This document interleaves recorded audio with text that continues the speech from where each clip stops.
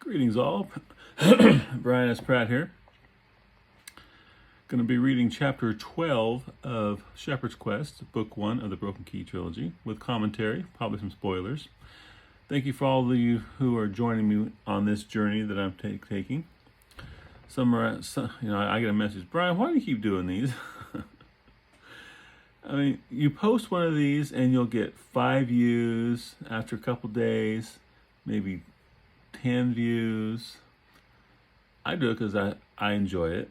I do it because it keeps me invigorated. And some people actually enjoy it. I mean, there's a couple people out there who seem to really enjoy these things. So it keeps me going. And maybe someday they'll become popular. I doubt it. I'm not an exciting orator. And yeah. Maybe it's for my kids later on after I'm gone, that they can revisit this and have some of Dad's wisdom and experience him. I don't know. But I think it's fun. I enjoy it, and that's why I'm doing it.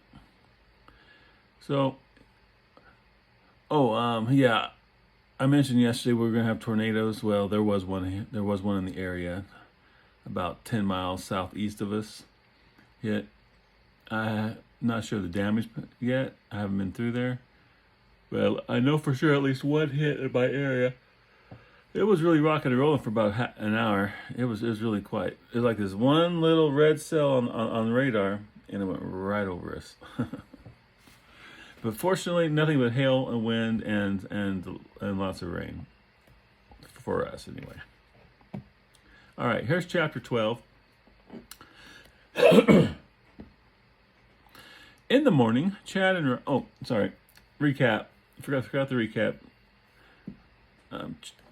Chad and Ryan have gone to Wardine to take the coins that they found in the crypt to Thyr, Bart's fence, to get them exchanged for regular coins. And so they're in Wardine. They're at the Sleeping Shepherd, and they're about ready to go hunt down Thyr and get these exchanged. And then Bart, of course, he's staying at Ryan's. A guy broke in, tried to kill him. He killed that guy, and now he's dealing with the aftermath of that. So that's where we're at. It's getting kind of interesting.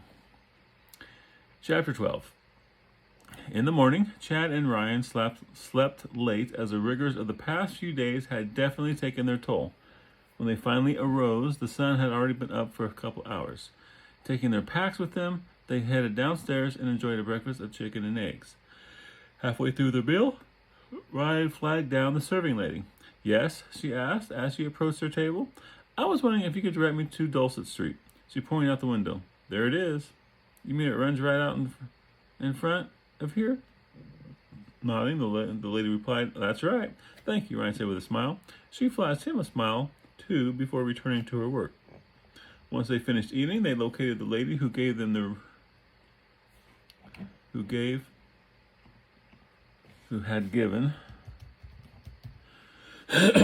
their room key the night before and made their way over to her. Excuse me, ma'am.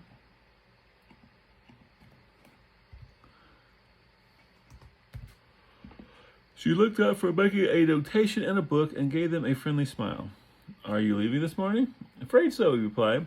After returning the key to her, he said, We have business in town before we depart. I wondered if it would be all right for us to leave our horse in your stable for a couple of hours. Sure, she said. We're not full, and I don't think it will be a problem. Thank you, Chad said to her. You're most welcome, came the reply. If you ever find yourselves in Wardine again, I hope you choose to stay with us. Ryan grinned down it. We will. Sorry about that. Turning away from her, they made their way out into the street. They looked up one way, then down another. Both directions were busy and crowded. Which way? Chad asked. Shrugging, Ryan said, one way's as good as another. Stepping out, they headed down to their left and entered the throng on the streets. Pretty crowded here, commented Chad. I know, Ryan said, just as he was bumped into by a lady going the other way. After traveling down 4 blocks with no luck, they finally asked directions of a local and were soon to realize they had been going in the wrong direction. Turning around, they worked their way back through the mass of people on the street. They passed by the Silent Shepherd, and after another 3 blocks, The building they were told that contained their shop came into view. More than thankful to leave the river of people on the street behind, they stepped up to the door and entered. Inside, they found a typical chandler's shop selling a variety of goods people would find useful. A man behind the counter busily wrote in a ledger while a woman looked through bolts of fabric. The man looked up as they entered and gave them a once-over before returning to his work. "That must be Thayer," stated Chad. "You think?" asked Riyan. He then moved toward the man, who again looked up and noticed him crossing the shop. Closing the ledger, he grinned them a welcome. "Can I help you, gentlemen?" Riyan nodded and set his pack on the counter. "Are you Thayer?" "That's right," the man affirmed. He then opened his pack and said, "A friend sent me." Pulling forth the dart, he laid it on the counter between them. Thayer glanced at the lady and said in a hushed tone, "Put that away!" Riyan quickly returned the dart to his pack. Nodding over to a table set against the wall at the back of the store, he said, "Have a seat. I'll be with you when I can." He then nodded his head meaningfully toward the lady. Understanding what he meant, Riyan and Chad moved over to the table and took their seats. The table was out of the direct view of the door, but they could see the area of the store where the lady looked through the fabric. They waited for what must have been over 10 minutes before she finally settled on the cloth she wanted. Once she paid for it and had left the store, Thayer came over to the table. Okay, the lady looking through the cloth. I have a friend who's a quilter, and she's got a stash. If you know a quilter, you know what I'm talking about. Well, this lady can look through quilt fabrics for hours. Seriously bad. She has a professional quilting shop, so if anybody wants a custom quilt made, let me know and I can direct you to her. She does really good work. "Sorry about that," he said. "One can't be too careful, you know." "We understand," replied Riyan. "Well, what do you have?" Opening his pack, Riyan pulled out several of the silver coins and showed them to him. "Our friend said you might be able to take these off our hands for a price," he said. "How is he?" Thayer asked. "Haven't seen him for some time." "He's well," Chad said. Good. Thayer took one of the coins and closely examined it. "I haven't run across these for some time." Surprised, Riyan asked, "You've seen them before?" Thayer turned his attention back to the friends and nodded. "They turn up from time to time," he replied. "It's been almost 30 years now since the last person found a cache of these. His were mostly copper, though." "Are they worth much?" Chad asked expectantly. "Oh, yes," he replied. "How many do you have?" 370 of the silver, Riyan told him. He nodded to Chad, who produced the gold chain. "We also have this gold chain and several gems, too." "Must have found the King's Horde," Thayer joked. "King's Horde?" asked Chad. "You two never heard the story of the King's Horde?" They shook their heads. "Supposedly there's this hoard of treasure buried in the mountains hereabout that's guarded by an army of the dead," he explained. Both Chad and Riyan glanced at one another at mention of the army of the dead. The corpses lying on the biers in the crypt could be considered as just that. "You see, long ago, before the people who now live here arrived from the east, there existed a kingdom of men," he explained. "No one knows what happened to them or who they were." He held up the coin. "But these have been found all over the place among ruins of that lost kingdom." "Really?" asked Riyan. It was all he could do to keep his growing excitement out of his voice. "Really," Thayer acknowledged. "Treasure hunters have been trying to locate this hoard for hundreds of years, but its hiding place has remained secret. No one hardly looks for it anymore." He then glanced at them. "The last major search was sparked 30 years ago when that last cache of these coins I mentioned were found." Riyan and Chad glanced at each other. The last thing they wanted was for others to learn of what they found. Two young men from a sleepy town such as Quillim would easily be swept aside by those with more experience and lethal determination. "Now, seeing as how you and I have a mutual friend, I'll try to keep the knowledge of where I got them quiet," he explained. "But keep in mind, there will come a time when the fact that you found 370 of the king's silver coins will come to light." He turned his full attention to the young men and asked, "Did you find the King's Horde?" Riyan gulped under the intensity of that glare. He shook his head and lied. "No, we found these in an old chest dug out of a hill." Beside him, Chad nodded agreement. He stated. Then his gaze turned back to the packs. Let me see the gems." He and Chad then removed the gems and laid them out on the table before him. He picked them up one by one and closely examined each in turn. Then he took the gold chain and gave it a once-over as well. "I'll give you 50 golds for the lot," he said, "and that's only because we have a mutual friend." 50? Asked Riyan, shocked that he would be offered so much. "All right then," Thir said, 55. "But you'll not get one more copper from me." "Deal," blurted Chad before Thir came to his senses. So they must have been worth a lot more, a whole lot more than that, because he went from 50 to 55 awful fast. He went through the packs and stacked the coins on the table. "Just have to make sure there are, in fact, the number of coins you have claimed," he explained. So they waited while he counted. When he was satisfied that the count matched what they had claimed, he grabbed the box off a nearby shelf and scraped the coins, gems, and the golden necklace into it. Once the box was closed, he took a key out from his pocket and locked it. "I'll be back a second," he told them. He left the locked box containing the coins on the table as he turned around and went through the door into the back of the store. He returned a moment later with a small, bulging sack.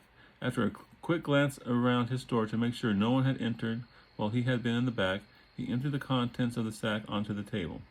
Riyan and Chad's eyes grew wide as they watched the golden sovereign spilling from the mouth of the sack. Riyan's heart actually skipped a beat and his breath caught in his throat, so intense was the emotion he felt. "Go ahead and count them," Thir said, "and hurry before someone comes in." With trembling hands, Riyan and Chad stacked the coins into piles of 5 for easy counting.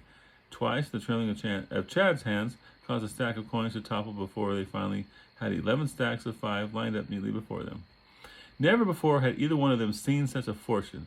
They could work all their lives as a shepherd or miller and not see that much wealth at one time. Began Riyan, but then he had to clear his throat as he could barely speak. "The count is good." "Excellent," Thir said with a grin. When the two lads made no move to put the gold away and just kept staring at it, he added, "You better put that away before someone sees it." "Yeah," said Riyan as the gold spell was broken. He and Chad picked up the coins and refilled the sack before Riyan set it inside his pack. "Nice to have done business with you," Thir said. "If you see your friend again, tell him not to be such a stranger." "We will," Chad assured him. As he and Riyan got to their feet, Riyan said, "Thank you." "You're welcome," he replied. He stood with his hand resting on the chest as the two friends left the table. Chad led the way as they made their way to the front door and passed through into the street. "Can you believe?" he started to say before Riyan cut him off. "Let's not talk about it here," he said. "Too many ears may be listening." Chad glanced around and nodded. "On to the apothecary, and then we can head home," Riyan said. The directions Goliath had given them were pretty straightforward, and it took them little time in finding the place. When they opened the door to enter, a strong odor wafted out. Ryan's nose wrinkled as it enveloped him, but he couldn't decide if it was unpleasant or not. Just the strangeness of it put him off. Dark and gloomy was the best way to describe Gaiman's establishment. The few windows the place had were occluded by grime or blocked by objects hanging from the ceiling. Shelves lined the walls, holding the most unusual items either of them had ever seen. Roots, leaves, branches, all things botanical were grouped together in an area that took up almost a third of the store. One area had bones of varying sizes from what had to have been all sorts of creatures. The rest of the place contained items ranging from rocks to dust, and one wall showcased large bottles containing liquids of varying color. "How may I help you?" Chad jumped when the voice came from just behind him. They turned to find a little old man who couldn't have been more than 4 feet tall. His features were gnarled and his back was bent. Eyes peered keenly at them from beneath bushy eyebrows. His head was devoid of all hair, but for a single tuft of white sticking up several inches from the top of his head. "Are you Gaiman?" Riyan asked. "That I am," he replied. The way he stood motionless as he stared at them gave them both the creeps. "A friend of ours asked us to stop by while we were in Wardine," he explained. Reaching into his pack, he pulled out Glea's list. "This is what she wanted." The old man stared at the list in Ryan's hand, but made no move to take it. Yeah, I gotta do that. But Riyan glanced at Chad just as Gaiman asked, "What was the name of your friend?" "Glea," replied Chad. "She's an old lady that lives near us." "Ah, yes," he stated with an ever so slightly nod of his head. He then reached up and took the list from Riyan. "Wait here and don't touch anything," he said. Taking one step away, he paused and then glanced back at them. "Some of the things here don't like to be bothered." The two young men watched him as he moved deeper into the store. What do you suppose he meant by that? Chad asked quietly. I don't know, replied Riyan in a similar hushed voice. Glancing about the shop, he wondered what could possibly be in there that wouldn't like to be bothered. They remained there for almost 10 minutes, all the while fearing a move before Gaiman reappeared. The little, gnarled old man clutched a small package in one of his hands. Riyan removed his 2 gems that Glee had given them for the items and held them out. The old man came to a stop and moved his face close to Ryan's hand. He took several moments to examine the gems as they laid in his palm before reaching out and taking them. Here, he said as he handed the package to Riyan, tell her I was able to accommodate her wishes. We will, Riyan assured him. Putting the package in his pack, he said, thank you. Then he and Chad turned for the door. As he opened the door and was about to leave, he glanced back inside, only to find Gaiman was no longer anywhere to be seen. Turning back, he passed through the door and entered the street. Gaiman, he's an interesting character. I never have explored him much, and I probably won't. But he's just a strange little guy. Adds a little bit of a color to the scene. He's that guy that he's not there, and all of a sudden, boom, he is there. And he just has a very strange feeling to be around him. Not sure his history at the moment, and I don't think I'll ever explore that. But I like creating offbeat and strange characters. That was creepy, he commented to Chad as they headed back to the inn to retrieve their horse. You can say that again, he replied. I never saw anyone act like that before. Me either. Let's get out here and go home. You got it, agreed Chad. They had moved down the street when Chad suddenly remembered that Glia had said they could keep the chains, but Gaiman hadn't given them any. And neither desired to re-enter Gaiman's apothecary, even if they could have gained a few coins for the effort. So they resumed their trek back to the inn. Back at the Sun and Shepherd, they saddled their horse and were soon on their way home. By the position of the sun, it was likely they weren't going to make it back before dark. When Bark had awoken earlier that morning, one quick thing.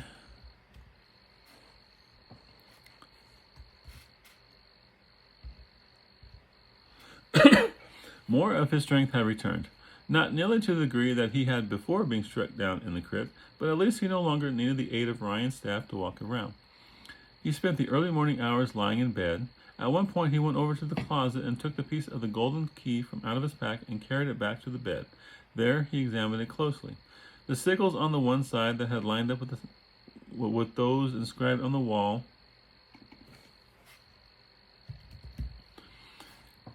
in the room at the deepest point of the crypt made no sense to him. Despite studying them at length, he learned nothing from them. On the other side, however, the map was very clear. Not a complete map, to be sure. He figured it would take combining this section of the circular key with the others to achieve that. What this one did show was a mountain range running along the bottom. Just to the north of the mountain range was a lake that had a river connecting it to another smaller lake farther to the north with markings next to it. After careful examination, he came to the conclusion that the markings next to the smaller lake represented a city or town of some kind. Knock, knock. The sound of someone knocking on on the front door echoed through the house. Suddenly alarmed, he leapt from the bed and quickly secreted the piece of the key back within his pack. Removing 2 of his darts, he moved to the bedroom door and cracked it open. Peering out, he saw Ryan's mother at the door talking to someone. From his position in the bedroom, he wasn't able to overhear very well what was being said. He was about to leave the room and go out to the front when Ryan's mother stepped back and allowed Freya to enter. He was stunned to see Freya. She was literally the last person he expected. Realizing there was no immediate threat, he placed the darts back into the rolled leather pack that held his darts. Then he returned to the door and peered out through the crack between the door and the door jamb. Listening carefully, he tried to hear what was being said. Didn't know who else to come to, Freya said. By the tone of her voice, she was obviously distraught. I don't want to marry Rupert. He doesn't even like me. Are you sure? Caitlin asked. Yes, replied Freya. You sort of know about things like that. Caitlin nodded. I don't know what I can do to help. This is between your family and Rupert's. I know, Freya told her. Every one of my friends thinks he's a great catch. Wealth, and a good standing in the community, but I don't care for that. I'd rather be some shepherd's wife living in squalor than as Rupert's and live in wealth. Then her eyes widened and stammered. I didn't mean to imply. Caitlin smiled. I understand, she assured her. I heard Riyan was out of town. I thought this would be a good time to talk with someone who understood. Freya cast her eyes down before saying, my father has forbidden me to see or talk with Riyan until after the wedding. I know. He told me, she replied. This marriage is going to be hard on you, Riyan, too. Placing her hand on Freya's chin, she raised her face until it looked into hers. She could see the tracks of tears were making as they coursed down her cheeks. Riyan holds no animosity towards you. In fact, I do believe that he will still be a stalwart friend of yours until the end of his days. I'm glad, Freya said through the emotion constricting her throat. I wouldn't want to lose him. You won't, Caitlin assured her. I'll be here for you too. Putting her arms around the girl, she held Freya as sobs racked her body. With tears in her own eyes, she patted the girl's back and comforted her until the sobbing quieted. When will the wedding be? Ryan's mother asked. A few more sniffles, then Freya raised her head off Caitlin's shoulder. Fortunately, custom is on my side there, she replied. As the bride, I get to set the date. And from his position where he's eavesdropping behind the bedroom door, Bart held his breath. As you know, custom allows me to set the date anywhere from 3 months to a year from the day the betrothal is finalized, she explained.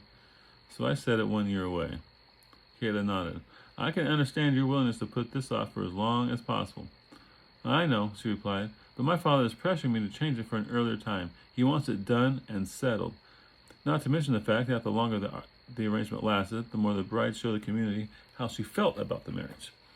To set it a year away was practically a slap in Rupert's face, as do all fathers. A sad smile came to her as her memory went back to the time when her own father urged her to marry Ryan's father. She was dead set against it, as she was sure all brides were who were not allowed to pick their own groom, and so had set the date as far out as possible. As it turned out, her father made a much better match for her than she had ever dreamed could be possible. She had later regretted the shame she had put her husband through during that time. As Riyan closed the door, Freya and Ryan's mother began talking about things that held very little interest for him. He had heard what he wanted. A year. Riyan had a year, unless her father's urging changed her mind, but with the way she felt about Rupert, that was as unlikely to happen as Bart to grow a second head. He would see what Riyan planned to do before he made any decisions about leaving Quillim and starting a new life elsewhere. For if one of those seeking him had already discovered him there, then more were likely to follow. It was only a matter of time. The last thing he wanted to do was to bring his troubles into the lives of the friends he made there. Lying back on the bed, his mind wandered to what Chad and Riyan were doing now. And that is chapter 13. Some chapters are shorter than others. So, Freya has set the date a year out. Riyan and Chad have discovered that they may have in fact discovered the king's horde.